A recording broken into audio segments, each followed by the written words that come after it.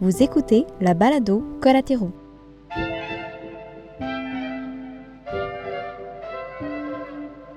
Aujourd'hui, on reçoit Fanny de la boutique La Bobineuse à Montréal. Elle nous parle de l'histoire de la boutique, de l'évolution des produits de laine sur le marché et de son processus dans le choix de ses fournisseurs. N'hésitez pas à partager et à nous soutenir via notre compte Patreon.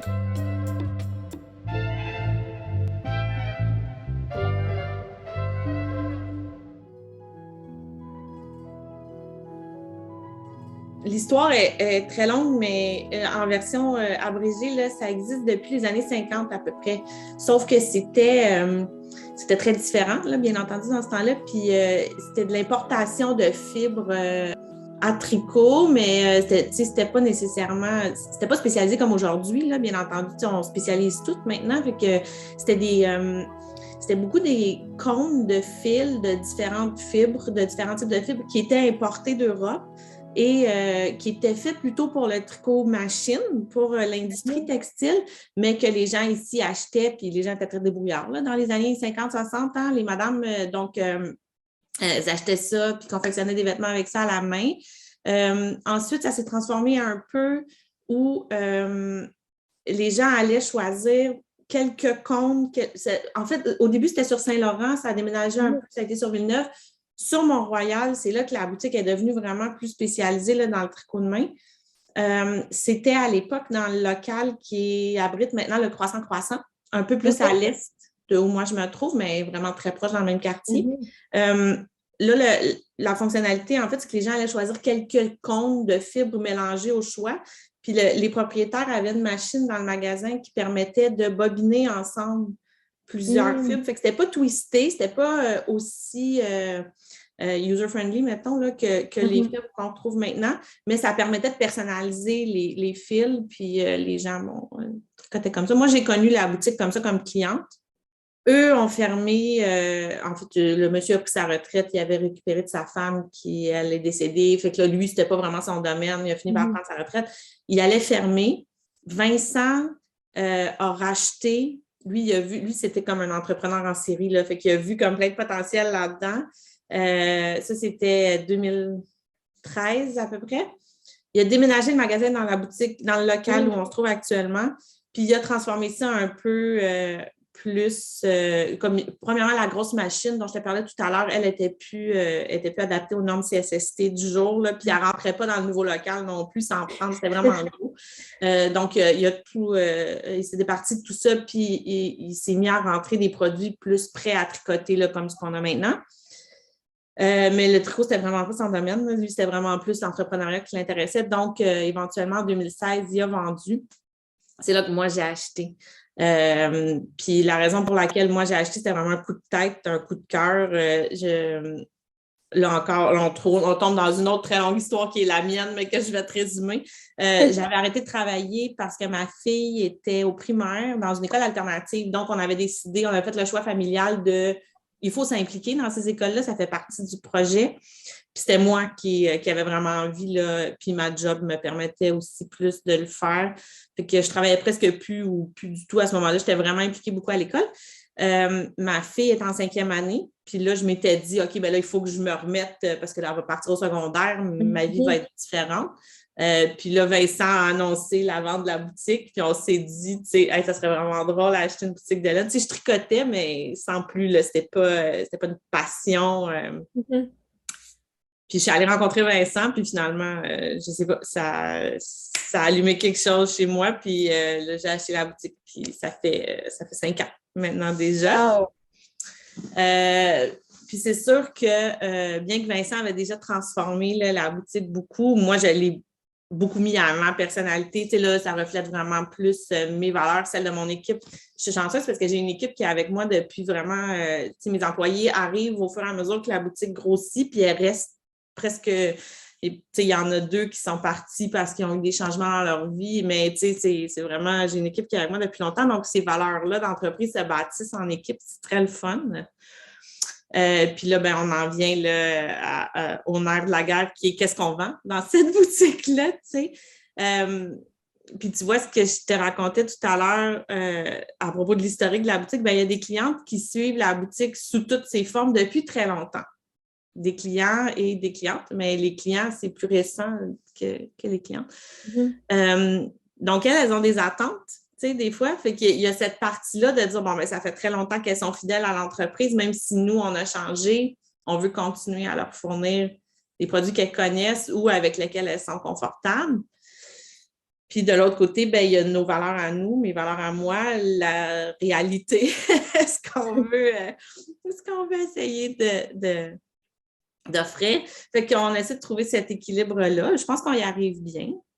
Le processus, après, quand on essaie de rentrer un nouveau produit, bien, il y a plusieurs éléments. Il y a l'accessibilité, comment c'est facile, parce que ça, c'est là, depuis le début de la pandémie, on le vit beaucoup dans plusieurs domaines, mais ça reste quand même une réalité. Là, on en parlait plus tôt, les élevages québécois qui sont petits, puis tout ça, bien, ça fait partie. Il faut que ça soit accessible, puis ça a l'air de rien quand tu ne tricotes pas ou quand tu ne connais pas ça, mais si tu commences un projet, puis que tu as acheté ta quantité de laine, puis finalement, tu arrives, il te reste une demi-manche à faire, puis tu n'as plus de laine. Si je suis plus capable d'en avoir, c'est un peu choquant. On peut trouver des solutions, mais ça reste un peu choquant. Fait que, il faut essayer d'avoir des produits qui sont répétables ou facilement trouvables. Ensuite, les prix. Ça aussi, ça a l'air de rien, mais ça peut devenir dispendieux. Il y a des laines dites de luxe, il y a des produits plus artisanaux. Fait qu'il faut trouver un équilibre là-dedans. Moi, comme entrepreneur, je reconnais le travail et la matière et tout ça derrière, mais comme consommateur, bien, inévitablement, on cherche toujours à en faire plus avec nos sous, là, fait qu'il faut trouver l'équilibre là-dedans. Le transport, c'est une grosse part aussi. C'est sûr que si ça vient de proche, j'ai l'éleveur dont je te parlais à Kamouraska, là, les laines douceurs qui font filer au Nouveau-Brunswick, eux, soit ils m'envoient par Poste Canada, ils m'envoient les grosses poches par Poste Canada, ça prend quelques jours, ça arrive, ou le père du propriétaire, Nicolas, il vient à Montréal quelques fois par mois, c'est lui qui vient livrer. Ça, c'est formidable, parce que je sais que je vais l'avoir la semaine prochaine, le papa va arriver, on le connaît, on est content de le voir, puis fait que ça, c'est bien plus fun que des choses qui, des fois, tu sais pas, c'est pris aux douanes, c'est long, tu sais. Fait que tout ça, ça fait partie. Puis au-delà de tout ça, ben il y a l'empreinte écologique des textiles parce que, inévitablement, c'est des textiles. Fait que bien que la laine, si on va chercher des laines non traitées ou des laines 100%, que ce soit animales ou des fils végétaux, comme le lin ou le chanvre, qui sont plus faciles à faire pousser puis qui ne demandent pas trop de ressources, bien, déjà, ça, pour moi, c'est une belle étape, là, d'éliminer les synthétiques le plus possible, puis les traitements, parce qu'il y a beaucoup de traitements qui sont appliqués au fil pour les empêcher de feutrer, les empêcher de rapetisser, faire tenir les couleurs, la teinture en soi. Fait que tout ça, c'est des éléments qu'on regarde. Il y a des certifications qui existent qui nous aident à nous guider. Il y en a une, la certification GOTS, qui est une certification indépendante, fait qu'elle est assez fiable. Ça, c'est comme la première étiquette. Si je vois qu'une laine est GOTS, bien là, j'ai le goût d'enquêter davantage parce que ça veut dire généralement que c'est une laine qui est bio, qui a été fabriquée ou créée de manière éthique, autant pour la planète que pour les individus qui sont impliqués dans la production, puis qui ont une faible empreinte écologique. Fait que, tu sais, là, je me mets à dire, OK, ce fil-là m'intéresse, dis-moi en plus, je vais regarder qu'est-ce qu'il compose. Il y a d'autres certifications. Il y en a une que je mélange tout le temps, c'est EOK Tex, qui est une certification textile et pour le cuir, mais elle, c'est plus au niveau des produits chimiques utilisés, tu sais. Okay. Mais par exemple, j'ai vu cette semaine un fil d'acrylique qui avait cette certification-là. Fait que là, ça me dit, OK, les teintures utilisées sont moins dommageables, super, mais ça reste un fil qui est fait de plastique, de pétrole. Ouais. Fait qu'il ne faut quand même pas se faire greenwasher, c'est comme dans n'importe quoi. Il faut prendre le temps de chercher. Des matériaux de remplacement aussi que je cherche qui sont intéressants. Par exemple, si tu fais des bas, tu vas avoir besoin d'un fil qui est plus résistant que si tu fais un chandail parce qu'il y a le frottement dans les bottes. Tu sais, ça, c'est le gros... ce qui inquiète beaucoup les gens qui font des bas. Est-ce qu'ils vont durer? Est-ce que, bon, ça se répare? Ça met là, bien sûr, On veut tous que ça soit le plus facile possible. Si ça peut aller dans la laveuse puis que ça va pas faire de trous, ben on aime ça, tu sais. Ouais. Donc, dans la laine qui est destinée à faire des bas habituellement, il y a toujours un pourcentage de nylon. Ça aide à la durabilité, particulièrement aux endroits où ça frotte. Mais là, par quoi on peut remplacer le nylon? Hein? On peut. De plus en plus, on voit des offres, entre autres une que j'ai découverte il n'y a pas longtemps, l'année d'avant, l'ortie. La fibre d'ortie qui pousse comme de la mauvaise herbe, littéralement, qui se traite un peu comme le lin. Fait que ça ne demande pas de tant de ressources. C'est le milieu de la tige. C'est quand même c'est un bon compromis, puis c'est hyper résistant. Pas de pesticides en plus. Non, exactement. C'est chouette. C'est résistant comme le chanvre un peu. Je pense qu'il y a une question d'imperméabilité non plus, de l'ortie aussi, hein? Oui, aussi. C'est une fibre qui est vraiment intéressante. Puis, tu sais, c'est sûr que ça a d'autres inconvénients. C'est moins brillant. C'est moins, tu sais, fait que c'est pas... Il n'y en a pas de fibre parfaite. Là, mais pour des bas, pour vrai, moi, j'ai trouvé que c'est une super belle découverte. Mais là, tu sais, il y en a 2, 3, puis il faut les faire connaître. Puis c'est ça, les gens, tu sais, qui viennent et qui disent « j'ai besoin de la laine là-bas », puis là, tu leur présentes ça, puis ils disent « mais il n'y a pas de nylon ». Non, il n'y a pas de nylon, mais c'est un travail de... Mais c'est ça qui est le fun aussi, c'est de présenter des nouvelles choses, puis de partager ces découvertes-là avec les gens. Fait que ça, c'est de trouver des alternatives comme ça, c'est ça qui est le fun aussi, là. Ça, c'est ce qu'on cherche aussi. Au niveau des teintures, il y a... Ça, c'est très artisanal. J'en ai pas vu dans l'industriel, puis je pense pas en voir, mais les laines teintes avec des teintures naturelles, à base de plantes. Il y en a de plus en plus, là, des artisans, des artisanes au Québec, ailleurs aussi, là, mais au Québec, il y en a quelques-unes. Puis ce qui est le fun aussi, c'est que généralement, ces gens-là, tu sais qu'à la base, ils ont un souci environnemental, de base, donc les bases de fils qu'ils choisissent de teindre, ben il y a déjà, ils ont fait la moitié du travail pour toi. Fait que ça, c'est tout, c'est beaucoup d'éléments qu'on regarde, là, la provenance, la façon dont c'est fait, la façon dont les animaux et les humains qui sont impliqués dans la chaîne sont traités, ce que ça laisse derrière. Je te parlais des déchets de cartes, puis les laines qui sont recyclées, ça, c'est super intéressant. Il y a des grandes compagnies aussi, une, pour ne pas la nommer, la Cascade, de qui on achète quelques produits qui font, puis c'est pas les seuls, là, ceci dit, mais eux, ils ont une gamme assez accessible qui font beaucoup de produits recyclés. Là, c'est sûr que, le recyclage de la fibre, bon, c'est sûr que ça demande des ressources, il faut que ça soit déchiqueté, il faut que ça soit refilé, mais il reste que, c'est de la laine qui, autrement, serait allée au vidange, là, qui aurait été... Fait que, il y a quand même puis on en a plusieurs, là, il y en a des fils plus synthétiques faits avec des bouteilles d'eau recyclées, puis un mélange de coton, mais il y en a vraiment 100% laine, pas traité, fait à base de fibres de laine récupérées, puis redéchiquetées, puis refilées. Fait que, il y a vraiment une belle variété de fibres là, qui nous qu'on peut trouver, là, puis qui nous permettent d'offrir une gamme.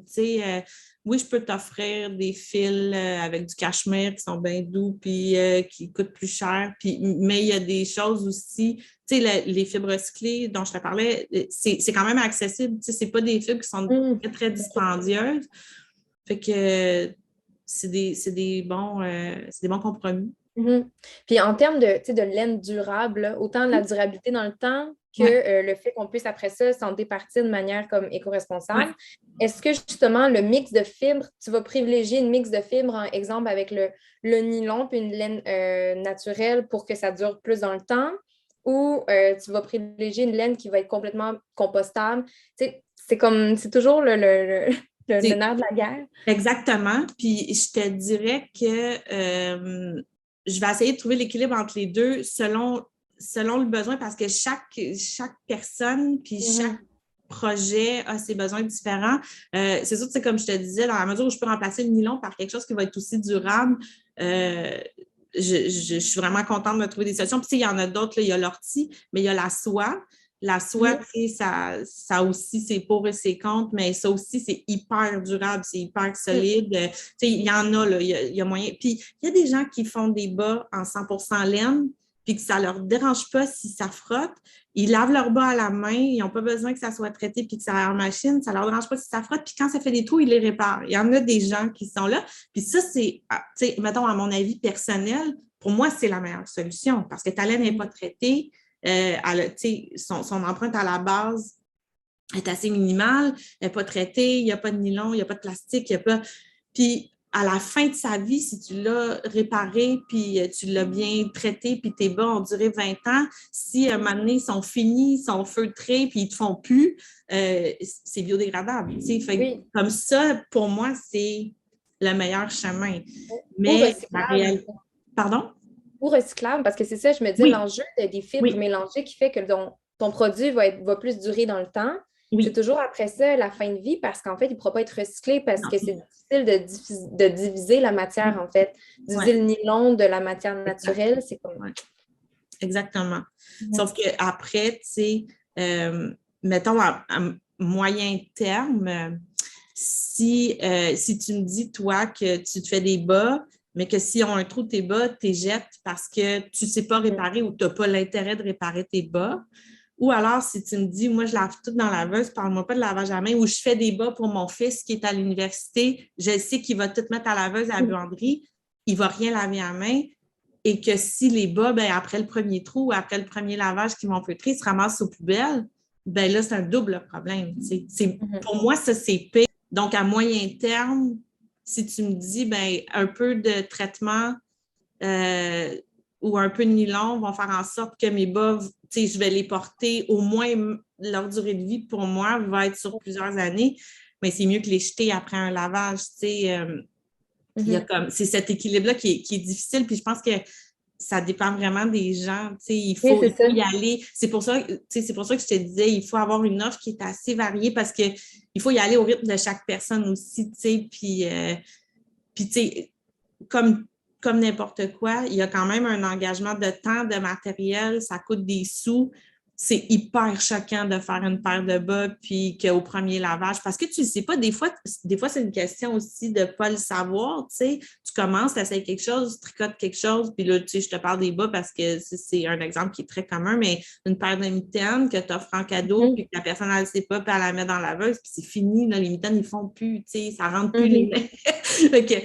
Tout ça, c'est sûr qu'il y a une part d'éducation, puis c'est ça qui est formidable avec les boutiques comme la mienne. Il y en a d'autres, les boutiques spécialisées de quartier local. Les gens viennent, puis on prend le temps de discuter avec chaque personne de leur projet, puis justement de leur proposer les bons fils qui sont adéquats, puis d'aller plus loin que ça. Comment tu vas l'entretenir? C'est pour qui? C'est pour un enfant, mais je ne te proposerai pas les mêmes choses pour un enfant que pour un adulte. Puis fait que tout ça, ben, ça fait en sorte qu'on peut vraiment cerner le bon produit. Puis c'est là qu'on peut se permettre d'offrir des produits qui sont peut-être moins grand public, mais qui sont formidables, mais en l'expliquant, ce produit-là, tu sais, d'où il vient, puis comment l'utiliser, ben, ça fait que les gens sont plus prêts à le recevoir, puis qu'ils découvrent des nouvelles choses aussi.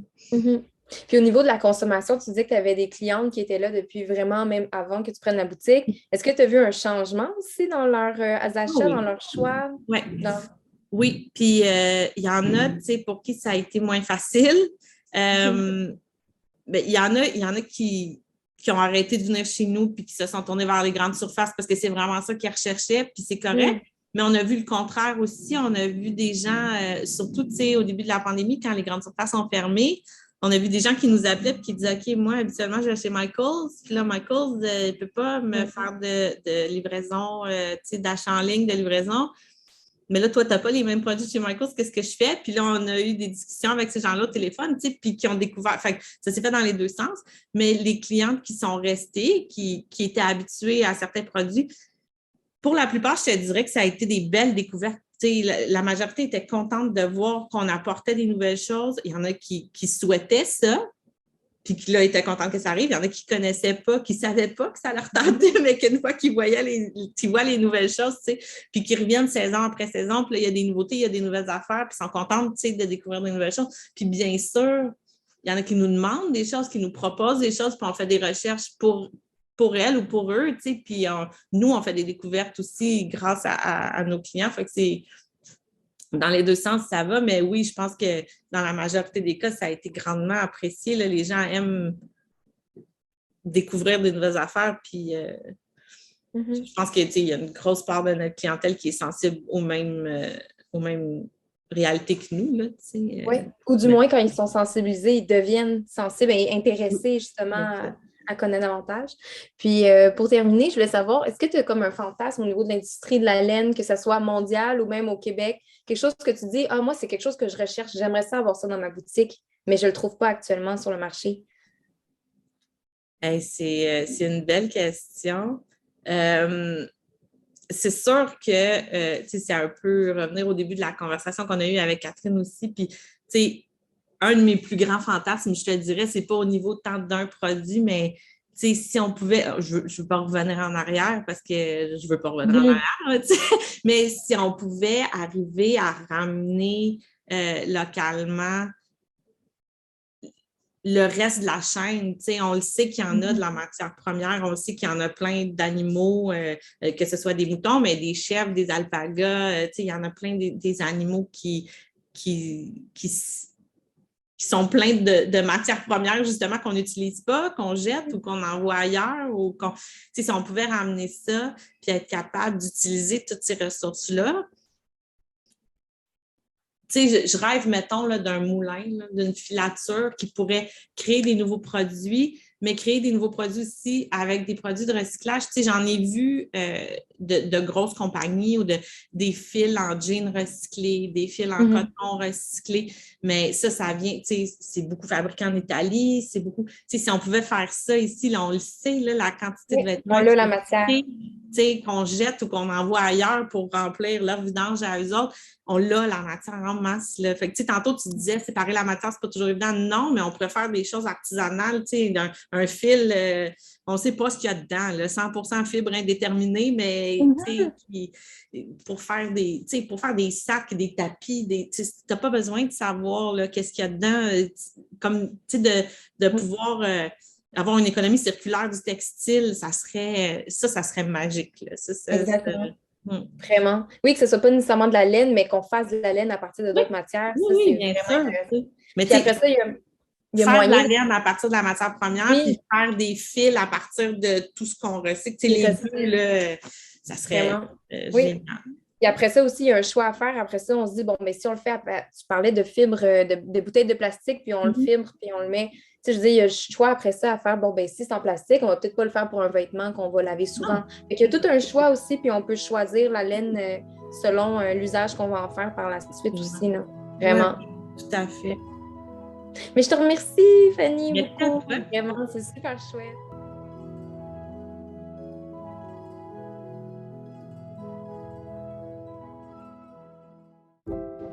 Je vous remercie d'avoir encore une fois été des nôtres et je vous invite à partager notre balado et à devenir membre Patreon pour nous aider à aller à la rencontre du savoir-faire. C'était Noémie Vido-Maillette de Collatéraux et on se dit à bientôt dans un prochain épisode.